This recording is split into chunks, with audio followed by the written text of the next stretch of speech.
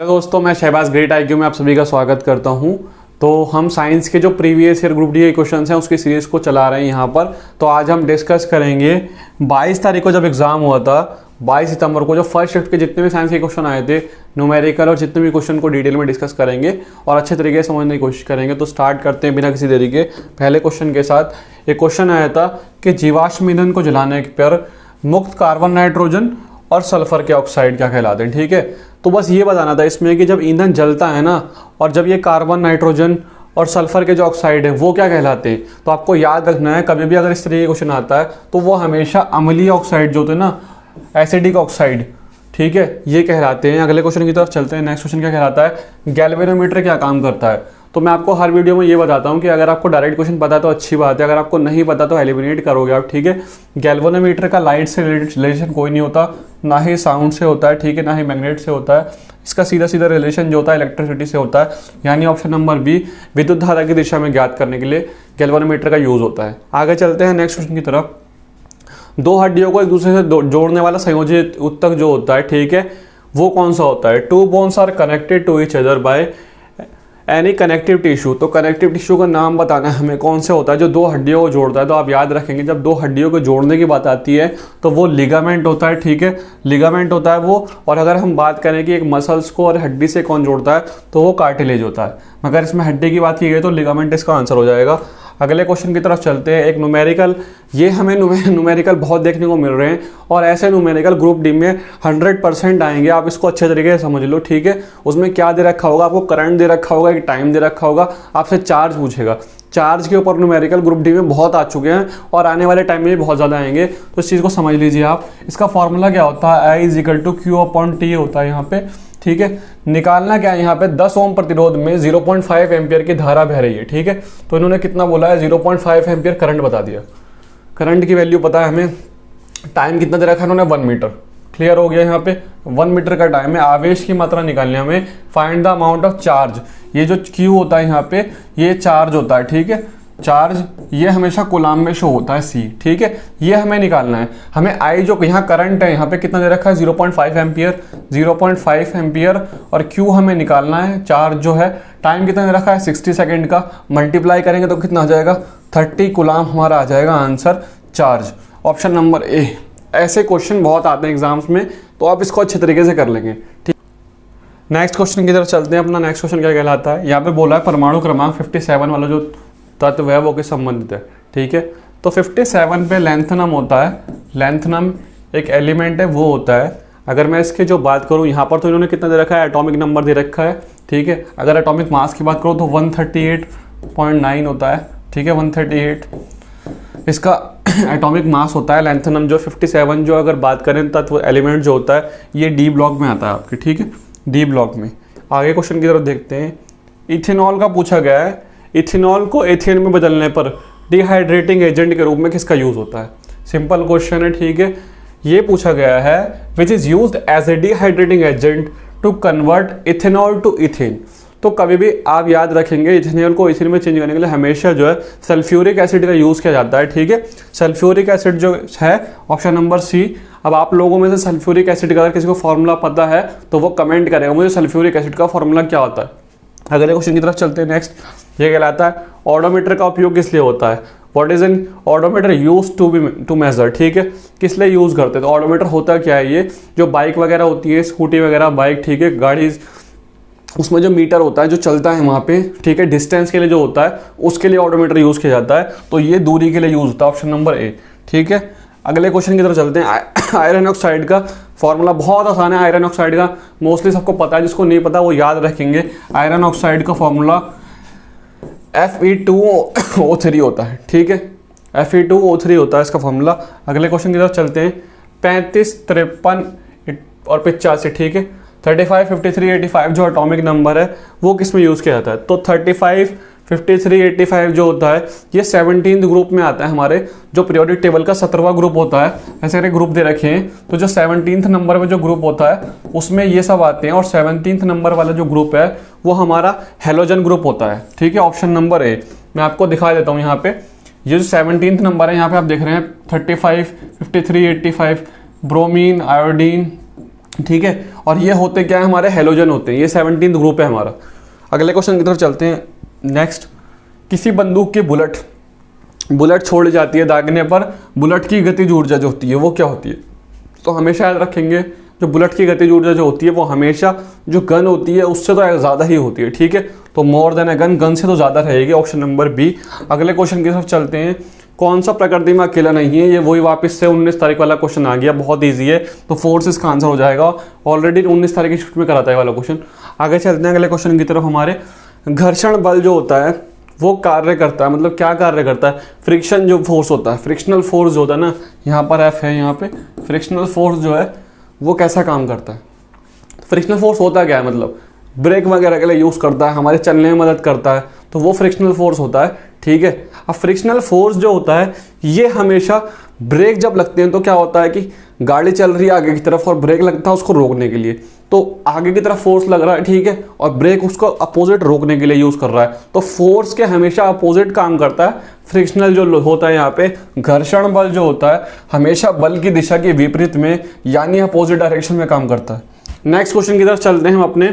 किसी वस्तु को अभिसारी दर्पण के मुख्य फोकस पर, ठीक है, what will the shape of reflection found when an object is placed at main focus, ठीक है, मेन फोकस पे रखा हुआ है, मुख्य फोकस पे रखा हुआ है, ठीक है।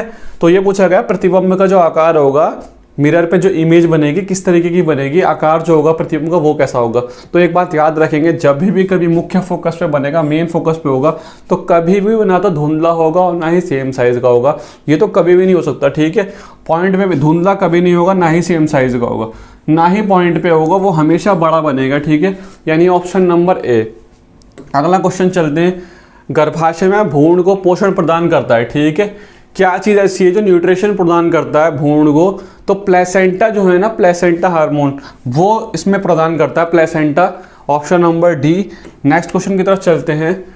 वह अभिक्रिया, ठीक है, यहाँ पे अभिक्रिया आई है, अभिक्रिया, वह अभिक्रिया जिसमें 10% NaCl, ठीक है, सोडियम क्लोराइड जो होता है उसके विलयन में विद्युत धारा प्रवाहित करनी है। इंपॉर्टेंट चीज़ ये है, यहाँ पे विद्युत धारा प्रवाहित करनी है, की जाती है, तो वो क्या कहलाता है?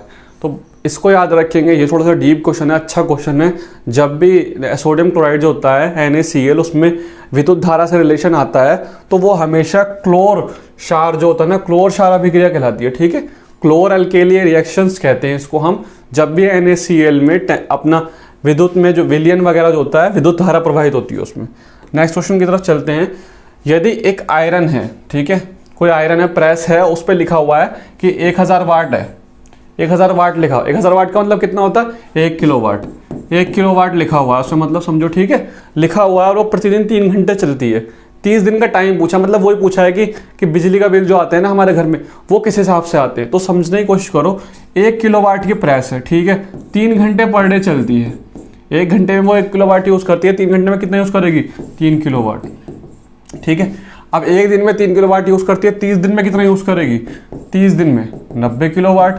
बस इससे सिंपल क्वेश्चन क्या होगा, इस तरीके के न्यूमेरिकल आते हैं, तो 90 किलोवाट यानी ऑप्शन नंबर डी इसका आंसर हो जाएगा, ठीक। नेक्स्ट क्वेश्चन की तरफ चलते हैं। इसमें बोला गया है विलयन का pH 6 है, ठीक है, विलयन बी का pH जो है वो 8 है और जो सी है ना उसका pH जो है वो 2 है। इनमें से किस विलयन को हाइड्रोजन आयन की सांद्रता सबसे ज़्यादा होगी? हाइड्रोजन के बारे में पूछा गया, हाई सांद्रता पूछी गई है, मैक्सिमम किस में होगी?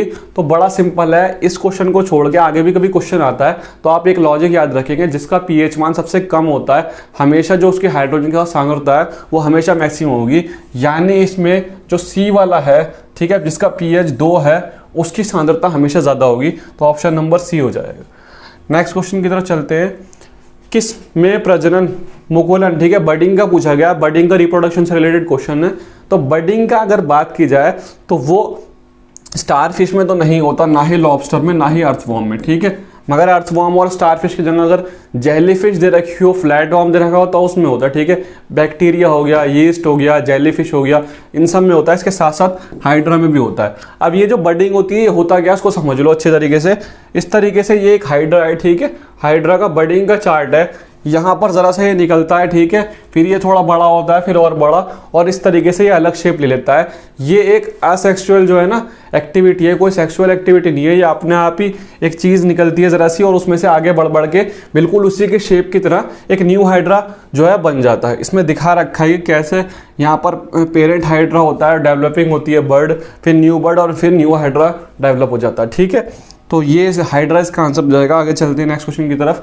विक्टर के वर्गीकरण के अनुसार किस जीवों में पूर्ण विकसित नाभिक नहीं पाया जाता, ठीक है। इन्होंने बोला है कि फुल्ली डेवलप न्यूक्लियस जो होता है ना वो किसमें नहीं होता।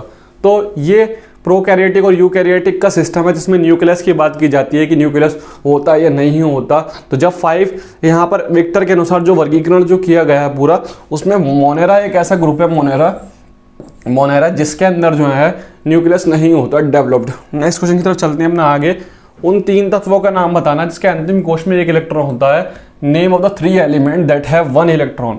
तो अब आपको पता होना चाहिए कि जो पीरियोडिक टेबल दे रखी है उसके जो ग्रुप्स हैं यहाँ पे इस तरीके से 18 ग्रुप है ना पूरे, उनमें से जो फर्स्ट वाला ग्रुप है, फर्स्ट ग्रुप में हमेशा जो आपके इलेक्ट्रॉन होते हैं लास्ट वाली जो आउटर शेल जो होती है अंतिम कक्ष में वो एक एक होते हैं, ठीक है। जैसे हाइड्रोजन है उसमें एक है, ठीक है। उसके बाद लिथियम है, हाइड्रोजन का लिथियम है, सोडियम है, पोटेशियम है, ये सब में हमेशा कितने होते हैं 1 होते हैं। मैं इसको चार्ट के थ्रू समझा सकता हूँ आपको। जैसे इस तरीके से देख रहे हो यहाँ पे जो फर्स्ट वाला यहाँ पे ये लिथियम हो गया, सोडियम हो गया, पोटेशियम हो गया, ठीक है, सीजियम हो गया, फ्रेंसियम हो गया, हाइड्रोजन हो गया, ये सारे के सारे क्या है, इनके जो लास्ट में जो सेल में जो लास्ट शेल जो होती है उसमें 1 इलेक्ट्रॉन होता है। तो इसका आंसर क्या हो जाएगा, लिथियम जो नए और सोडियम आपका पोटेशियम फर्स्ट वाले जो ग्रुप में आते हैं। आगे क्वेश्चन की तरफ चलते हैं। जठर रस ग्रंथियों से क्या निकलता है जो हाइड्रोक्लोरिक एसिड की क्रिया को जो है ईजी कर देता है, बस ये बताना है। तो जठर जो रस ग्रंथियाँ होती है उसमें से पेप्सिन निकलता है, पेप्सिन जो हमारी हाइड्रोक्लोरिक एसिड की क्रिया जो होती है उसको आसान बनाया जाता है। अगले क्वेश्चन की तरफ चलते हैं। एक तत्व का समस्थानिक द्रव्यमान संख्या जो है, फिर वही क्वेश्चन रिपीट हो रहे हैं, ये बहुत क्वेश्चन आए थे, ठीक है। अब क्या बोला है, द्रव्यमान संख्या बोली गई है। द्रव्यमान संख्या मतलब क्या है, मास जो होता है, ठीक है। आइसोटोपिक मास मास नंबर दे रखा है, कितना दे रखा है द्रव्यमान जो दे रखा है कितना है 298 जो द्रव्यमान दे रखा है यहाँ पे। यदि इसके नाभिक में 189 न्यूट्रॉन है तो परमाणु संख्या बतानी है। तो इसमें क्या करेंगे हम, यहाँ पे द्रव्यमान संख्या कितनी होती है, द्रव्यमान संख्या जो होती है यहाँ पे वो किसके बराबर होती है, न्यूट्रॉन प्लस परमाणु संख्या, ठीक है, परमाणु संख्या। अब परमाणु संख्या जो होती है आपकी वो प्रोटॉन की संख्या के बराबर होती है, ठीक है। तो द्रव्यमान कितना दे रखा है 298 दे रखा है यहाँ पे, न्यूट्रॉन की संख्या कितनी दे रखी है 189 दे रखी है। अब परमाणु संख्या बतानी है हमें, प्लस परमाणु संख्या। तो क्या करेंगे, इसको यहाँ ले जाके माइनस कर देंगे। इससे जब माइनस करेंगे तब हमारी जो परमाणु संख्या आएगी, परमाणु संख्या जो आएगी हमारी वो कितनी आ जाएगी 109, जब इसमें से माइनस करेंगे हम, ठीक है। तो ऑप्शन नंबर आपका कितना हो जाएगा ए, ऑप्शन नंबर ए हो जाएगा यहाँ पे 109। अगले क्वेश्चन की तरफ चलते हैं। निम्नलिखित में से एक विषम चयन करना है हमें, जो अलग है वो चुनना है इसमें से, ठीक है। तो यहाँ से देखोगे आप, ध्यान से जब देखोगे तो आपको पता चलेगा पी का मतलब फास्फोरस, सिलिकॉन, जर्मेनियम और आर्सेन। तो आर्सेनिक, जर्मेनियम, सिलिकॉन ये तीनों के तीनों जो है ना यहाँ पे ये आपके मेटालॉइड होते हैं, ठीक है, मेटालॉइड होते हैं। और ये जो फास्फोरस होता है, फास्फोरस ये आपका जो होता है नॉन मेटल में आ जाता है, नॉन मेटल, ठीक है। दिखाता हूं मैं आपको पीरियोडिक टेबल में। ये जर्मेनियम, आर्सेनिक और आपका जर्मेनियम, आर्सेनिक, सिलिकॉन ये तीनों दे रखे हैं, ये आपके क्या होते हैं, मेटालॉइड होते हैं। यहाँ पे ये देख पा रहे हैं आप अच्छी तरीके से यहाँ पे पीरियोडिक टेबल में। और आपका जो फास्फोरस दे रखा है ये बिल्कुल अलग है इससे, ये नॉन मेटल है, ठीक है। तो ये नॉन मेटल है आपका फास्फोरस, तो ये बिल्कुल अलग है इससे। तो ऑड वन फाइंड आउट करना था तो फास्फोरस अलग हो जाएगा, ठीक है। तो ये कुछ क्वेश्चंस थे जो 22 तारीख की फर्स्ट शिफ्ट में साइंस के पूछे गए थे। अब इस क्वेश्चन की हम सीरीज को यहाँ कंटिन्यू करते रहेंगे, यहाँ पर ये कंप्लीट होते हैं। मंडे से इस क्लास को कंटिन्यू करेंगे, ठीक है। संडे को इसकी क्लास नहीं होगी, मंडे में हम क्या करेंगे और इसके ज़्यादा से ज़्यादा क्वेश्चन लेने की कोशिश करेंगे। 35 क्वेश्चन, 40 क्वेश्चन दो शिफ्ट के भी एक साथ करेंगे, न्यूमेरिकल्स भी करेंगे। और किसी भी स्टूडेंट्स को कोई दिक्कत आती है कमेंट करना। और हम इसके पीरियोडिक टेबल को अगर कोई चाहता है बिल्कुल अच्छे से समझना तो वो भी कमेंट करो, मैं उस पर अलग से एक वीडियो बना दूंगा ताकि और ज़्यादा ईजी आपको पड़ जाए न्यूमेरिकल वगैरह करना और इन सब चीज़ें जो होती हैं उसको समझना। ठीक है, वीडियो अच्छी लगती है तो लाइक ज़रूर कर सकते हैं, कमेंट करना अगर कोई दिक्कत आती है। मिलते हैं नेक्स्ट वीडियो में, तब तक के लिए bye, all the best, take care.